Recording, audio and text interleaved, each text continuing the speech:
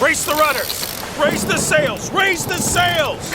Captain, an unidentified ship is approaching. Over. Roger. Wait, is that an enterprise sales solution? Reach sales professionals, not professional sailors. With LinkedIn ads, you can target the right people by industry, job title, and more to reach the professionals who are more likely to find your ad relevant. Plus, with 1 billion members on LinkedIn, that means you'll have access to 130 million decision makers and 10 million C-level executives. That's a lot of millions of the right people. Get started today and see how you can reach the right buyers with LinkedIn's enhanced targeting tools. We'll even give you a $100 credit on your next campaign. Go to linkedin.com/MPN to claim your credit. That's linkedin.com/MPN. linkedin.com/MPN. Terms and conditions apply. This episode is brought to you by Indeed. When your computer breaks, you don't wait for it to magically start working again. You fix the problem. So why wait to hire the people your company desperately needs? Use Indeed's sponsored jobs to hire top talent fast. And even better, you only pay for results. There's no need to wait. Speed up your hiring with a $75 sponsored job credit at Indeed.com/podcast. Terms and conditions apply.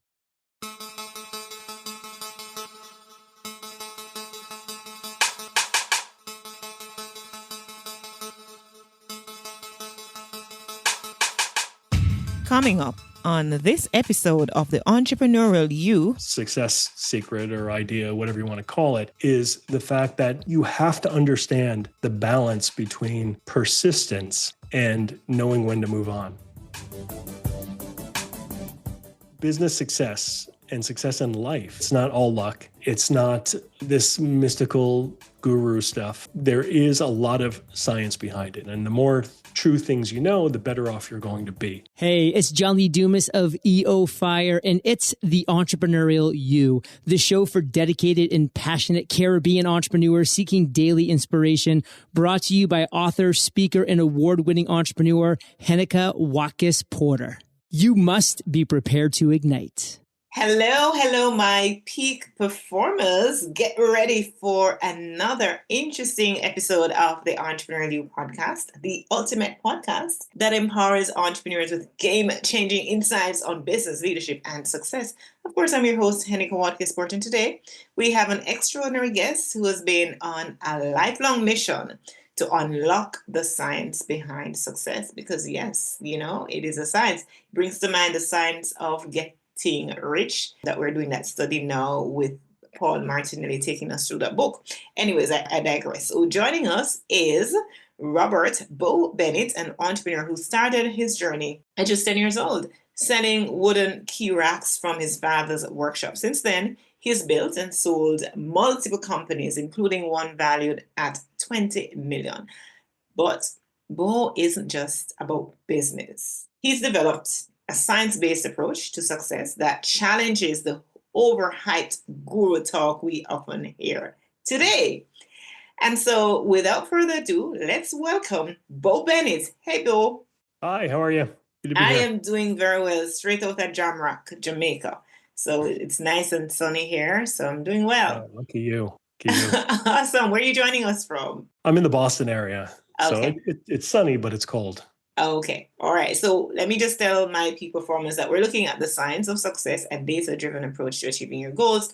And I want to, as a preamble, just say that success isn't just about motivation and mindset. It's about strategy, science, yes, science, and execution. So while many do follow the hype of success gurus, today's guest, who you've heard me introduce earlier, he has taken a different path, one rooted in data psychology and real-world results. So from launching his first business at 10 to selling companies worth millions, Bo has proven that success isn't just luck, it's a formula.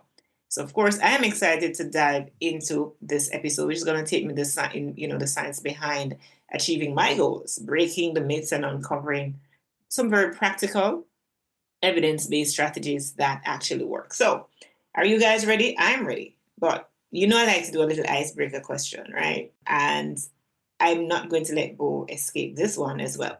So, Bo, you started your first business at just 10 years old, selling wooden key racks. If you could go back in time and give 10-year-old Bo one piece of business advice, what would it be? I'm tempted to give myself the advice to avoid all of those businesses that I went into that completely failed.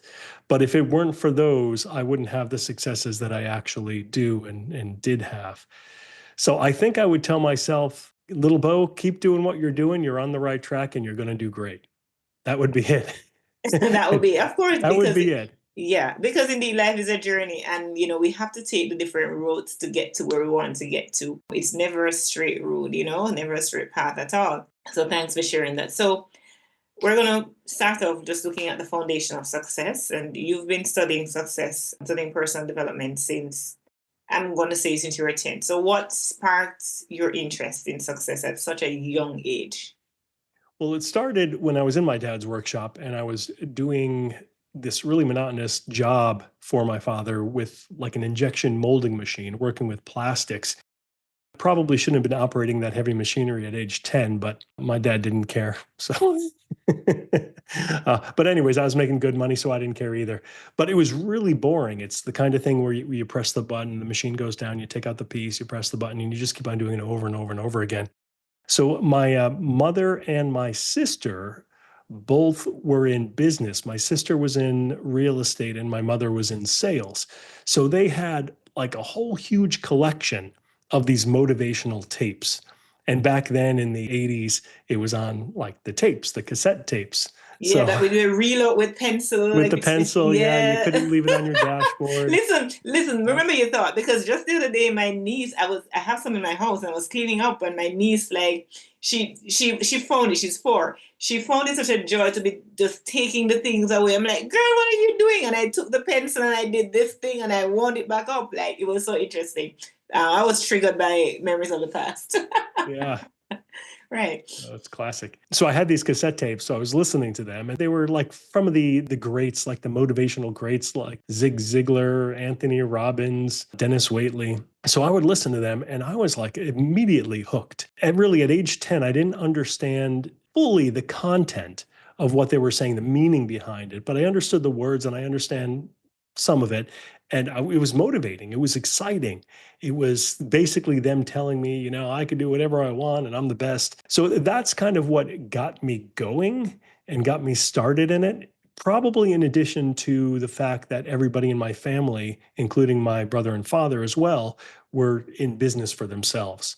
So that was like the goal, and like the family goal is to do something, to build something, to sell something, whatever.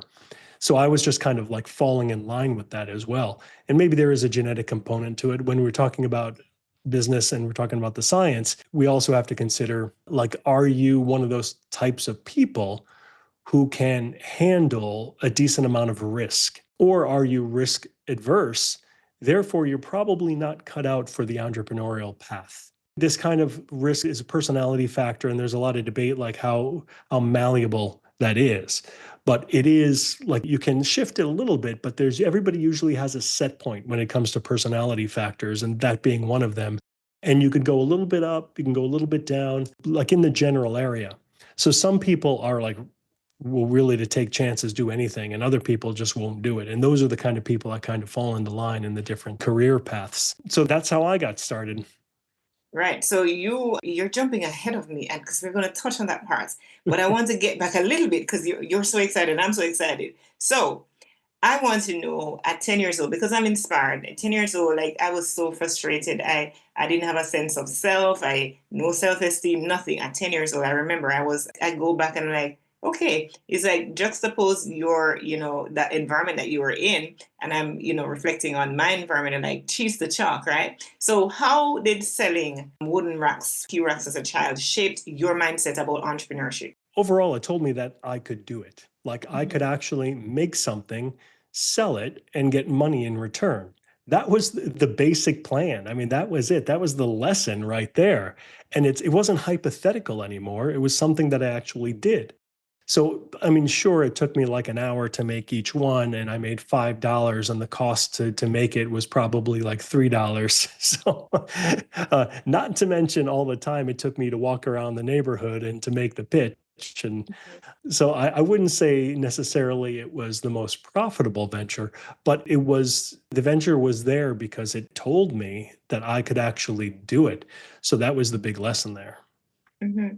And so that's one of the lessons. And I want to get like the biggest lessons for you that you've learned starting entrepreneurship so early. What's that, big standout lesson that has carried you forward? It would probably be that I think like if I take the collection of the different things I did, it would be the understanding that not everything that you do is going to succeed. And the idea that if you're relatively good at starting businesses, at being an entrepreneur, whatever, then your success rate, if you're hitting like 10%, you're doing great.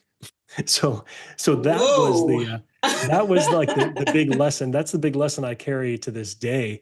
I mean, I start so many different websites, and like within months, I may terminate the website because it just didn't take off. I thought it would, but it just doesn't. But then like out of every, I don't know, 10 or so, like one's a huge success. And that's all you need. It's not like an area where one of your failures is so disastrous that it's going to like completely put your career like at an Obliterate end. you, right? Yeah, it's not like you're an airplane pilot, and if you fail and crash the plane, I mean, that's over, right? Your career, your life, like everything is over. With being an entrepreneur and starting business, it's different.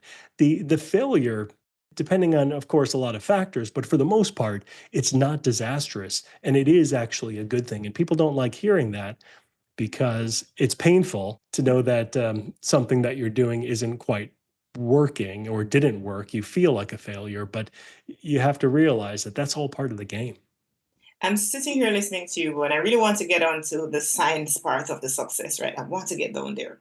But I'm listening to you and I'm inspired to ask the question, is it that some of us hold on to quote unquote failed or failing businesses for far too long because we have an attachment? We're so attached to the outcome, and because we believe that we've not yet hit the success mark, then we can't get out of it. Talk a little about that and what has been your experience, because you seem to be selling your businesses and doing all these things. Yeah. So I'll bring in a piece of science here. It's called the Mm-hmm. loss aversion bias. We have like this aversion to loss, whereas we don't have that same kind of emotional attachment, the equivalent gain. So when we started a business, we have all this like time and emotion invested in it, and we feel like we need to hold on to it. We feel like we need to keep going. We need to give it another shot because of this kind of like emotional connection that we have.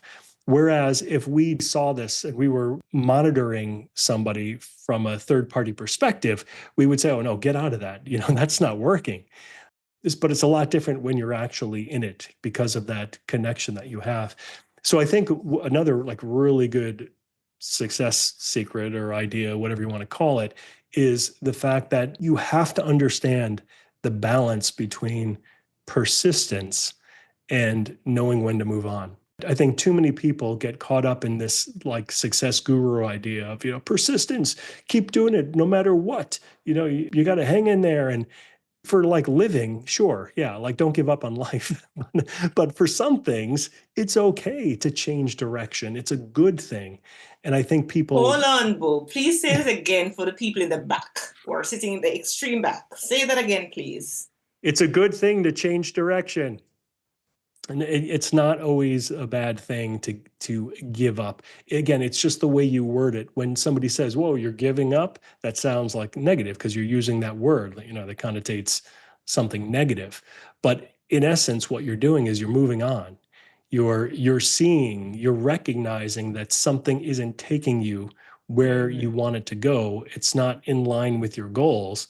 And you're using that in order to like jump on a bigger and a more important goal. It's like the opportunity cost. When we talk about opportunity cost, that basically means you can't do something because you're involved in something else. So you have an opportunity cost of running a business that's not doing anything for you is all of those great Giving up opportunities. dustbin and move on to something else. Absolutely. And when you speak about that, Bo, it brings me to a word that we as entrepreneurs used a long time because we borrowed it from netball.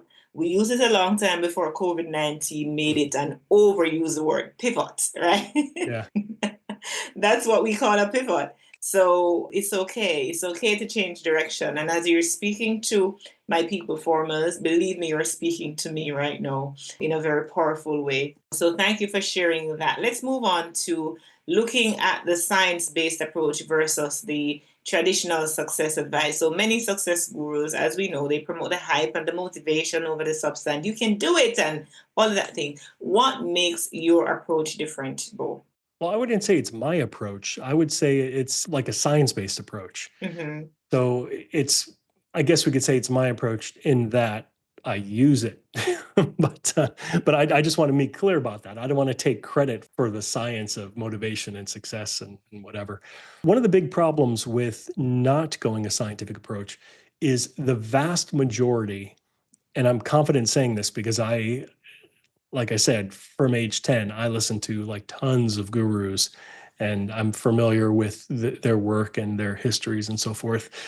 The vast majority of people actually did get rich by telling people that they could get rich.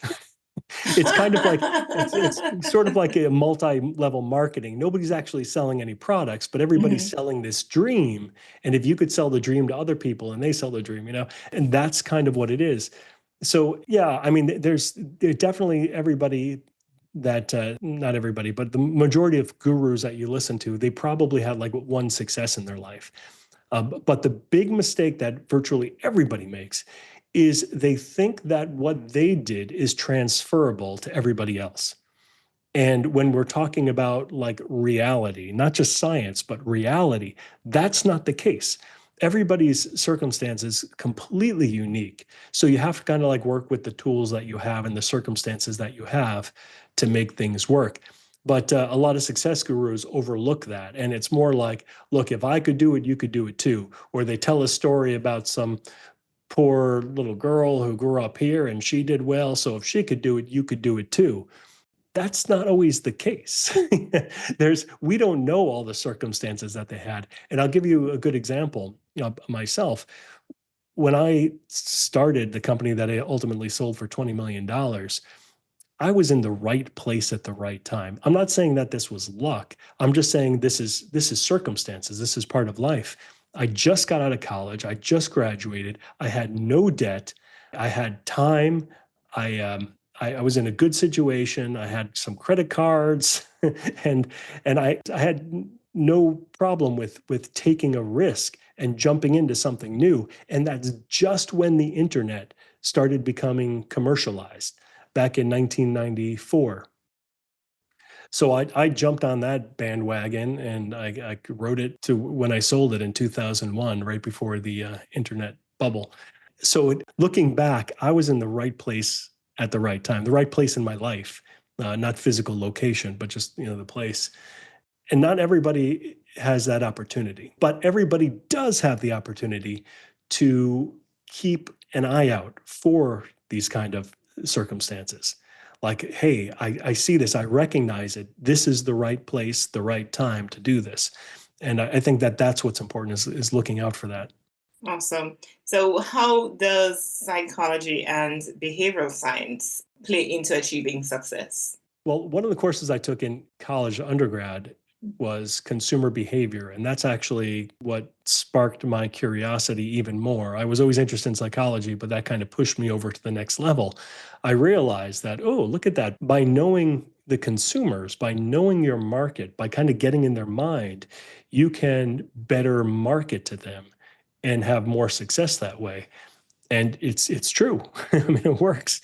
It's just kind of, psychology 101, consumer behavior 101. That's one way, is like understanding your market and understanding how people think. And that helps you not only sell to them, but it helps you communicate with other people in all areas of life, in business and personal. If you could share, and I'd love you to share one practical science-backed principle from your book, Your Success, that our listeners can implement right away as they're navigating, whether it's business success, career success, whatever path that they're on at this time? Sure. I guess I'll talk about the law of attraction. And I love this example because this is like the way people mostly see it is like the biggest piece of pseudoscience that there is, like the biggest piece of nonsense. It's like if you just imagine something like this mystical force, this magic in the universe will bring it to you. And that's the way that people literally see it. And that's a huge problem because it doesn't work that way. However, if you look at the science of it, there is science behind it. And when you constantly kind of like obsess over something and you're focused on something, you tend to take actions, whether they be conscious or subconscious, that brings you towards that goal. So when it's the same thing, like the more you think about it and obsess over it and desire it, your chances of achieving it increase. But it's because of you. And that's the important part. You're the one who's making this happen, which means that, hey, everybody, you've got control over this. You don't have to count on some magical, mystical force to decide your fate. It's you that's doing it. And I think that's a really important principle because that's a great example of something that's both complete and total nonsense, pseudoscience, and something that's complete and total science that works extremely well in terms of a principle of getting what you want. Right. When you say that, I think of neurolinguistic programming. So it has happened to me all the time where there'll be a new car, for example, or so I think it's new, right? A model car. And I spot it somewhere. And I'm like, okay, that's new. And I kid you not, like within short successions of each other, I keep seeing that same car. Was it that the car was not there all along? Yes, it was there all along, but it was never in my consciousness. And because it has now become into my consciousness, it's as if everywhere I go now, I see them. So it works, it works. I totally get it. All right, so I want to touch a little bit, Bo, on, the journey of building and selling companies. You have built and sold businesses from $1 to $20 million. What is the key? And you touch a little bit on that. We kind of touch on it in a different way, in a broad way. But what's the key to know when to exit a business? I don't think there is a key. There's nothing that. Oh, there's nothing magical about it? No, there's no magic here. Oh dear. Again, it's a collection of circumstances, of information, data points, whatever, and even feeling. I'm okay with connecting to feelings that aren't like traditionally science-backed or science-based. And this is probably a good idea to talk about intuition. Intuition is another one of those ideas that could be described total in a magical, mystical sense versus like a complete science-based sense. Intuition, what it really is, it's just a sum of all your experiences at an unconscious level. So people often confuse like intuition with just like guessing. And that's where it comes like dangerous. Like they just kind of, I don't know, I feel one way because I'm lazy and I don't want to make a decision. I don't want to think about it. So they call that intuition, but it's not. And I can explain like exactly what it is. But the more you practice it, the more you know, like if you're really digging into true intuition. And when we talk about intuition from a business sense or an entrepreneurial sense, my intuition is a collection of, 40 years of succeeding and failing, of trying different things. So I may, get to a point in the business where I'm saying, oh, should I keep doing this? And it just feels like I got to ditch this. I can't quite verbalize it, right? I can't always explain to somebody else. It's in your guts right there, but you can't. It's just like, no, this just feels wrong. And again, it's not magical. Sometimes it doesn't work. Sometimes I make the wrong decision because I'm not really connecting with my intuition. I'm connecting with something else, like a lazy, I just don't want to do this anymore. And taking the easy path out. So That's one of those like skills, I think, that the abilities maybe is a better term that people have. Okay, right. So the ability to listen to your gut, to be discerning, to be intuitive. Discernment, yeah, Hmm. that's a key word there. Hmm. Yeah, I, so that's it. You ask pretty much like, how do you know? And intuition has a lot to do with it. And then plus looking at all the data points, looking, sales have been going down. I've been promoting the heck out of this every way I could think, but it's just not catching on. I could try some other ideas, but I've tried everything I really could. This other thing that I wanted to do, this is more low-hanging fruit. I'm more likely to have success with this. Therefore, I'm going to ditch that and start with this. mhm. It's interesting to hear a male entrepreneur say, talk about intuition and stuff. Usually, it's women who would more be open to be intuitive and following their gut and so on. Is that the norm amongst male entrepreneurship to be intuitive, do you find? That's an interesting question. I don't know of any gender gap between male and female when it comes to intuition Mhm. or the use of intuition or the talking about it. Yeah, maybe I could see from just like a experiential perspective, I could see women being more open to talk about it when male and the male ego may talk about Hard it. data, like Yeah, facts, or just presented. or just like more. This is what I did, because I'm smart and I could see that. Yeah. Okay. All right. So for someone who's just starting out, what's the best way to build a business that has real value? And by real value, I'm talking about building a business that you can sell, like you've done. Oh boy, that's a tough question. I think I would if somebody asked me that question and said, okay, hey Bo, I want to start a business that has real value. Where do I start? I would probably tell them to start with brainstorming. Like, what can you do? Mhm. Not just what do you want to do. I think that's kind of a false statement that a lot of suggestions that people will make. It's like, what do you Mhm. love doing? Follow your passion. Well, I like to be a clown, and maybe like one out of every 2 million clowns actually get any kind of fame, right? Or any kind of level of success. So there are some things that you may love doing, but there's no reasonable way, statistical way that you're going to succeed and reach your goals by doing just that. So you have to find that intersection between things that you love, or at least you really like doing, and things that have real market potential, like economic potential. And I tell this to my authors too, the authors who write books. They're always telling me about all these books they want to write. I'm like, yeah, that's interesting to you. And I'm sure you're going to have a great time doing it. But the chances are people aren't going to want to buy that.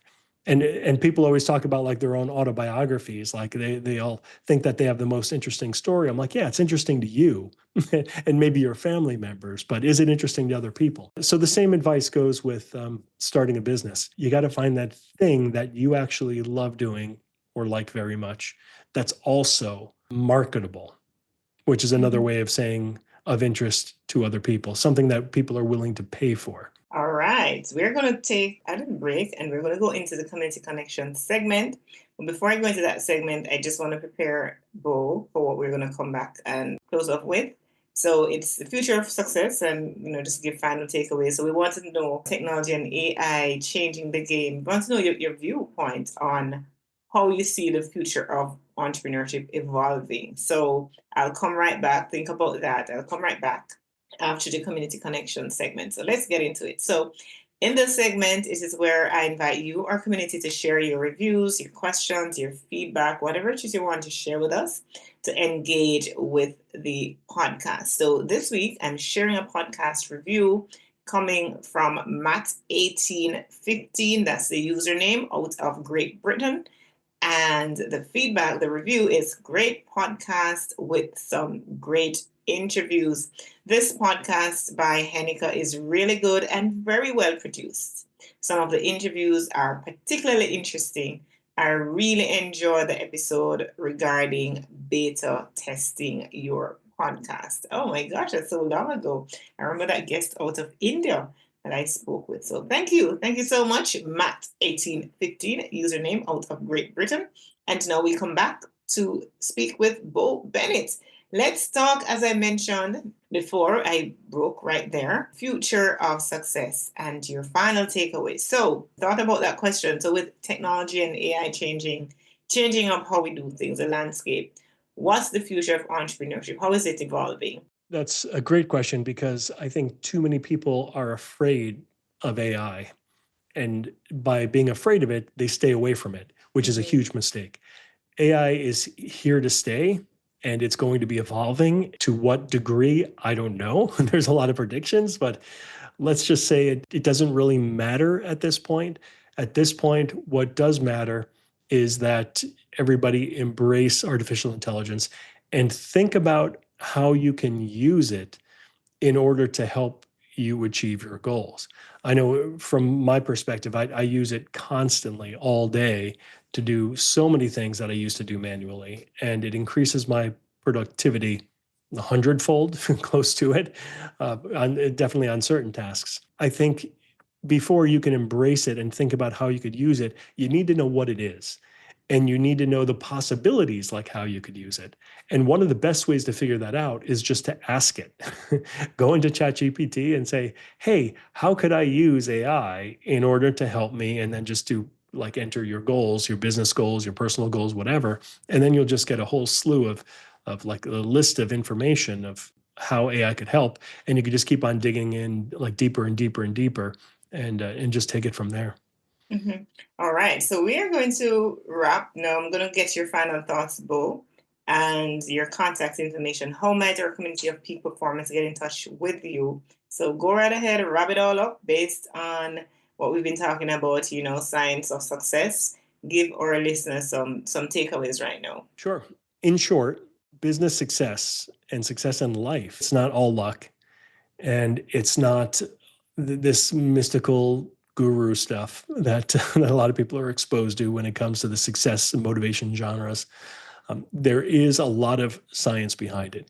And if you embrace the science, if you embrace actually the facts, what is, you're going to succeed more often and more consistently because you have the correct information. And the more true things you know, the better off you're going to be. My advice is moving forward, when you hear people give advice when it comes to success and your career especially, or your future, think about it a little bit critically. And I know that's difficult for a lot of people because especially when people tell you what you want to hear, when they tell you what you want to hear, you tend to be less critical than when they tell you something you don't want to hear. Then you're very critical of it, right? But you need to be equally critical to both the things that you don't want to hear and the things that you do want to hear. So try to start that as a practice. And especially with access to the internet and AI, you could look up things and you could say, is that true? And do a little research, and you'll find that practice will lead you in the right direction more often than not. Yeah, that point there on being critical, even of the things that you want to hear, because that's how we stay in our comfort zone. When we decide that, we're just going to go where it's comfortable, we're going to go and where they're saying what we want to hear, what we're used to. But yeah, being critical of both the things that we want to hear and those that we don't necessarily want to hear. It's very important. Thank you so much. How might our listeners get in touch with you, Bo? You've been so insightful. I enjoy thoroughly this conversation. Thank you. You can go to bobennett.com. That's my personal website. That's where I have all my books. And there's a contact form on there, so you can see all my work and contact me if you like. Okay, so Bennett without the E at the end. Okay. Right, just BOBENNETT.com. And that's it. Thank you so much. Before I close out, though, let me go to just a little bit of what's trending now. And you all know this is trending, what I'm about to say, right? So in today's fast-paced world, the definition of success is constantly evolving. Many entrepreneurs are now focusing on mental resilience, work-life integration, and data-driven decision making. Of course, the science behind, success. So I know that Bo had shared a lot with us. You were inspired. I was inspired. It has been an incredible conversation. We've been challenged to be critical, the traditional view that we hold of success, and when should we let go of a business, and should we only base base our decisions on data. How about intuition? What role does that play? Behavioral sciences, how does that affect, and psychology, how does that affect the way we approach our businesses? So he really caused us to be thinking critically, and that's what we need to do as we progress. So if today's episode resonated with you, be sure to check out Bo's book, Year to Success, and among others, of course, at bobennett.com, for him to share his wisdom with you on achieving your goals and in the other genres that he speaks of. So thanks again, Bo. It's amazing. It was a privilege to have you. Thank you. As always, we thank you so much, my peak performance community, for tuning into the Entrepreneurial You. If you love this episode, I'm going to ask you to share it with your network, leave a review. Let's keep the conversation going. Until next time, keep taking bold action, keep learning, and keep striving and thriving for success on your own terms. Affirm with me.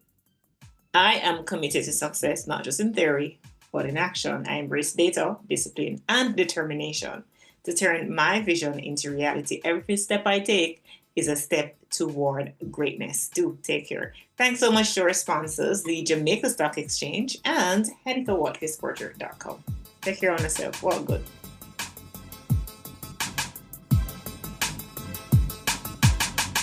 You may know you're listening to this show along the Marketing Podcast Network, but did you know there are other great shows on MPN to help your business? Robbie Samuels hosts the On the Schmooze podcast. Robbie, tell listeners what to expect from the show. Since 2015, I've interviewed entrepreneurs who overcame challenges to achieve success in their field or industry. Tune in to On the Schmooze to listen as I ask deep questions to elicit untold stories about leadership and networking. And where can people subscribe? Find the show at ontheschmooze.com or on marketingpodcast.net, or just search for it wherever you get your podcasts. You heard them. Go subscribe. This podcast is heard along the Marketing Podcast Network. For more great marketing podcasts, visit marketingpodcasts.net.